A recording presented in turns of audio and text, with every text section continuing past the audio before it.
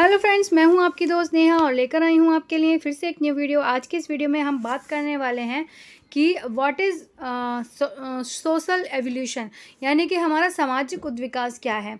हमने उद्विकास के बारे में पढ़ रखा है, डार्विन का उद्विकास के बारे में हमने पढ़ रखा है। उसकी लॉन्ग वीडियो मेरे चैनल पर है, आप उसको जाकर देख सकते हैं। और उद्विकास के बारे में मैंने टोटल प्रॉपर वीडियोस बना रखी है, आप उसको देख सकते हैं। तो आज हम करने वाले हैं कि सामाजिक उद्विकास क्या होता है। उद्विकास ऐसा ही नहीं है कि सिर्फ जीव जंतु में होता है या पशु पक्षी में होता है या पौधों में होता है। उद्विकास हर जगह होता है। तो आज हम उसी के बारे में पढ़ने वाले हैं कि सामाजिक उद्विकास क्या है।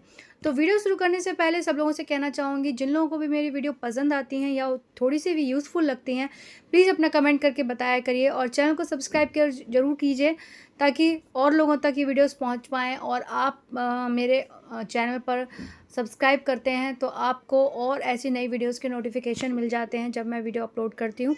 और सारी वीडियोस आपको हेल्पफुल होती हैं। तो कहीं ना कहीं सोशोलॉजी जो लोग भी कर रहे हैं, चाहे वो सोशोलॉजी से अपना कोई एग्ज़ाम देने वाले हैं, MA BA, या अपना कोई IAS या कोई भी जिसमें सोशोलॉजी आपका सब्जेक्ट है उससे रिलेटेड, तो सारी वीडियोस मेरे चैनल पर हैं, आप देख सकते हैं। तो चलिए स्टार्ट करते हैं अपनी आज की वीडियो। और अगर आपको कोई भी ऐसा टॉपिक है सोशोलॉजी से रिलेटेड जो मैंने अभी तक अपलोड नहीं किया है, आप मुझे कमेंट बॉक्स में बता सकते हैं। टॉपिक मैं पूरी कोशिश करूँगी उसके ऊपर वीडियो बनाने की।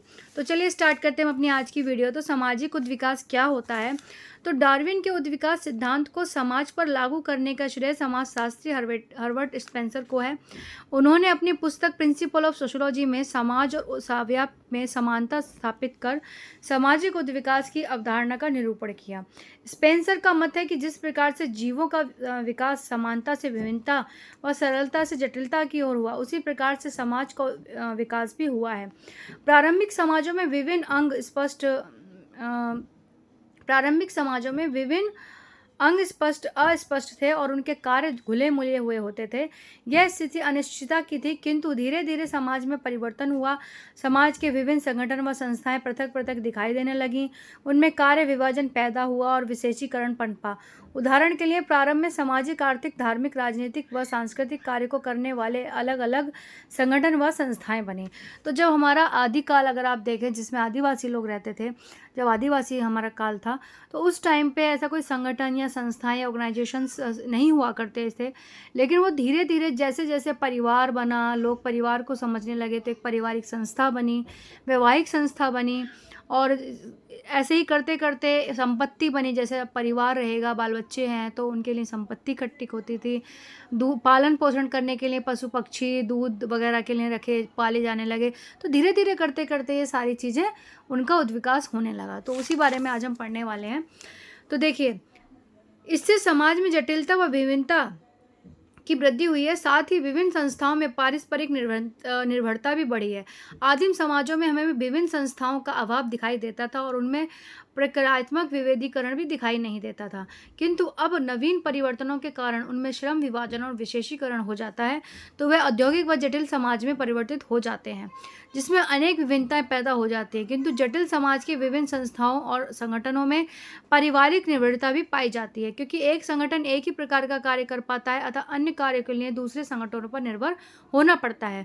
उद्विकास की यह प्रक्रिया धार्मिक, आर्थिक, राजनीतिक, पारिवारिक व सामाजिक, सांस्कृतिक सभी क्षेत्रों में दिखाई देती है। हम यहाँ पर समाज व सांस्कृतिक क्षेत्र में सामाजिक उद्विकास का उल्लेख करेंगे। ठीक है, तो हमारा देखिए क्या है पॉइंट कि समाज व संस्कृति का उद्विकास कैसे हुआ।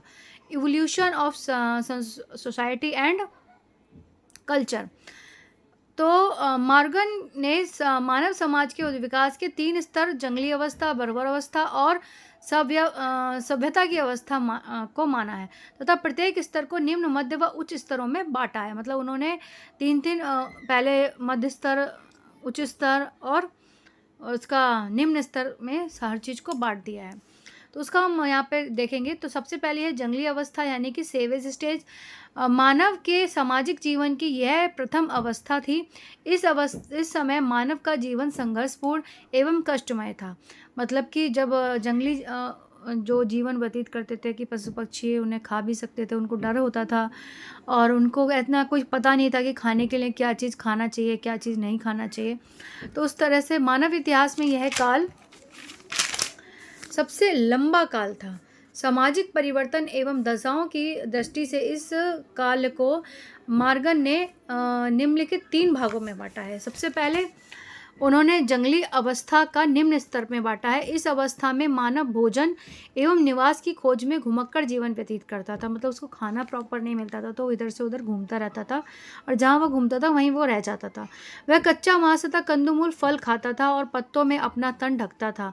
पत्तों से अपना तन ढकता था। इस समय उसे यौन संबंध स्थापित करने की पूर्ण स्वतंत्रता थी। मानव पेड़ों व गुफाओं में रात्रि व्यतीत करता था। मानव का यह जीवन किसी भी दृष्टि से पशुओं से श्रेष्ठ नहीं था, कहा जा सकता था, मतलब श्रेष्ठ नहीं है। जंगली अवस्था का मध्य स्तर। इस अवस्था में आरंभ में आग जलाना व मछली मारने की कला का उद्भव हो गया था। मतलब आदिवासी मानव ने ये सीख लिया था। इसी समय मनुष्य ने सामाजिक जीवन प्रारंभ कर छोटे छोटे घर बनाकर रहने लगे। मॉर्गन ने ऑस्ट्रेलिया व पॉलिनेशिया की कुछ जनजातियों का उदाहरण देकर इस स्तर को स्पष्ट किया है। नेक्स्ट है हमारा जंगली अवस्था का उच्च स्तर। इस अवस्था में मानव ने तीर धनुष का निर्माण आविष्कार कर दिया था। क्यों किया था? जो जंगली जानवर होते थे कभी कभार उन पर आक्रमण करते थे, उनसे बचने के लिए, उनको मारने के लिए उन्होंने ऐसे औजारों का इस्तेमाल करना शुरू किया और ऐसे औजारों का निर्माण करना शुरू किया जिससे वो अपनी सुरक्षा कर सकते थे। इस अवस्था में मानव ने पारिवारिक जीवन की नींव रखी। मानव ने पत्थर के हथियार एवं औजारों का भी इस अवस्था में निर्माण कर लिया था। मतलब परिवार, यानी कि जैसे उन्होंने आपस में विवाह करना शुरू कर दिया तो एक परिवार बनना शुरू हो गया, संतानोत्पत्ति शुरू हो गई, जिसकी वजह से घर परिवार बनने लगा। और वहीं घर परिवार एक जगह रहे इसलिए उन्होंने छोटे छोटे घर भी बनाना शुरू कर दिए थे। कच्चे घर बनाकर या पत्तों के वो झोपड़ियाँ बनाकर वो रहना शुरू कर दिया था। फिर आता है हमारा बर्बर अवस्था, यानी कि बर्बरी स्टेज। इस अवस्था में मानव का सामाजिक जीवन पहले की अपेक्षा काफ़ी उन्नत था। इसके भी निम्नलिखित 3 उपस्तर हैं। सबसे पहले है बर्बर अवस्था का निम्न स्तर। इस अवस्था में मानव ने बर्तनों का निर्माण किया। अब मानव का जीवन पहले की अपेक्षा अधिक स्थिर था। यद्यपि झुंड अब भी घुमक्कड़ जीवन ही व्यतीत करते थे। इस अवस्था में संपत्ति की अवधारणा का उदय हुआ। एक समूह हथियार, स्त्रियां तथा बर्तन प्राप्त करने के लिए दूसरे समूह पर आक्रमण करता था। परिवार का स्वरूप कुछ स्पष्ट हुआ, मतलब परिवार भी लोग समझने लग गए। बर्बर अवस्था का मध्य स्तर। इस अवस्था में मानव ने पशुपालन एवं कृषि कार्य प्रारंभ किया। पशुओं को लेकर चारे की खोज में मानव इधर उधर भटकता फिरता था। कुछ लोगों ने बीज बोकर पेड़ उगाना भी सीख लिया था। वे अब स्थिर निवास बनाकर, मतलब कहीं एक जगह निवास बनाकर कृषि करने लगे थे। इस समय व्यक्तिगत संपत्ति की धारणा पनपी थी। ठीक है, मतलब आपस की प्रॉपर्टी, पर्सनल प्रॉपर्टी की अवधारणा भी उदय हो चुकी थी। बर्बर अवस्था का उच्च स्तर। इस अवस्था में मानव ने लोहे को गलाकर उसमें औजार बनाना प्रारंभ कर दिया था। इस अवस्था में यौन भेद पर आधारित स्त्री पुरुषों के बीच श्रम विभाजन पनपा, यानी कि मतलब जो पुरुष थे वो बाहर पशु पक्षी या खाने का इंतजाम करके लेकर आते थे। स्त्रियां घरेलू कार्य एवं पुरुष बाह्य कार्य करते थे। इस समय स्त्री को संपत्ति मान लिया था। इस युग को हम धातु युग भी कहते थे। ठीक है, इस युग को धातु युग कहा गया था क्योंकि इसमें लोहे का उद्गार हुआ था। सभ्यता की अवस्था, सिविलाइजेशन स्टेज। सामाजिक विकास का यह अंतिम चरण था। इसके निम्नलिखित उप स्तर हैं। सभ्यता की निम्न अवस्था। इस अवस्था का प्रारंभ लेखन कार्य से हुआ। भाषा के प्रयोग एवं पढ़ने लिखने के कारण संस्कृति का संचारण सरल हो गया। इस अवस्था में यौन संबंधों का नियमन होने के कारण पारिवारिक जीवन स्थिर व स्पष्ट हो गया था। इसी समय नगर बसाए गए, कला शिल्पकाल का विस्तार हुआ। मतलब ये था कि अब लोगों को समझ में आने लगा था कि हमें किसके साथ कैसे रहना है। इस बात पर पारिवारिक जो जीवन था वो अच्छे से व्यतीत होने लगा था। सभ्यता अवस्था का मध्यम स्तर। इस युग में सामाजिक, आर्थिक एवं राजनीतिक संगठनों में व्यवस्था आई। इस समय श्रम विभाजन एवं विशेषीकरण पनपा। राज्य के कार्य क्षेत्र का विकास हुआ। सरकार एवं कानून का विस्तार हुआ और मानव जीवन में सुरक्षा बढ़ी। सभ्यता का उच्च स्तर। मॉर्गन इस स्तर का इस प्रारंभ 19वीं सदी के उत्तरार्ध से मानते हैं, जब औद्योगिकरण के कारण आधुनिक, जटिल एवं नगरीय सभ्यता का उदय हुआ। इस युग में मशीनों की सहायता से बड़े पैमाने पर उत्पादन होने लगा। संपत्ति का संचय बढ़ा। श्रम विभाजन एवं विशेषीकरण का विस्तार हुआ। इस युग में अनेक भौतिक, अभौतिक आविष्कार हुए तथा कला, धर्म, दर्शन, ज्ञान, विज्ञान सभी में अद्भुतपूर्व प्रगति हुई। तो आई होप आपको वीडियो पसंद आई। वीडियो पसंद आए तो लाइक शेयर कमेंट जरूर कीजिए।